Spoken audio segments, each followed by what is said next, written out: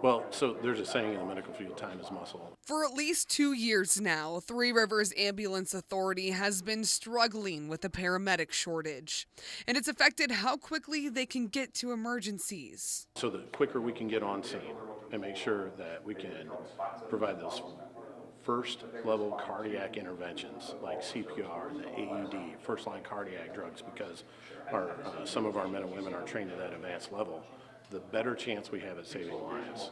At the city's public safety recap Tuesday, I talked with Fort Wayne Fire Department Chief Eric Leahy about the problem.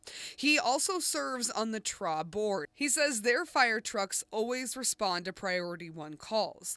And because of the shortage, most calls, a fire truck will get to the scene first, and their paramedics will care for medical emergencies until a TRA ambulance can arrive. Seems simple in theory, but in actual practice it can be very complicated and very nuanced, and making sure that you find the fastest route to get to the emergency, and then when you're there, are you proficient in your skills? The latest data show the problem is improving. Here's a look. An ambulance is required to arrive at an emergency in less than 8 minutes. That response time should be met 90% of the time to be considered compliant. So far this month, TRA has been compliant 87.3% of the time.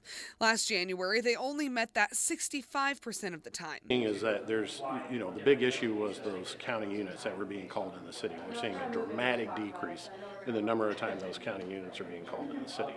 Leahy says TRA leavers have made quite a few changes hoping to alleviate the problem.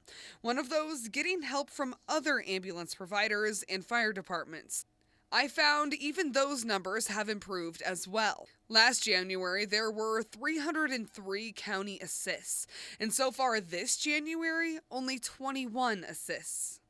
Bringing new medics into the system, more personnel into the system, making sure that we can maintain that correct number of ambulances that we've set in order to relieve some of that burden of that increased run volume from the firefighters. Leahy says while tackling the problem has been difficult, the Fort Wayne Fire Department and TRA will always be committed to saving lives. We're in this together, and we're all dedicated to saving lives, whether it's fire, police, or EMS, and it has required our members to do a little bit more work. We're happy to do it because we know it's saving lives. For 21 Investigates, I'm Carly Van Cleve.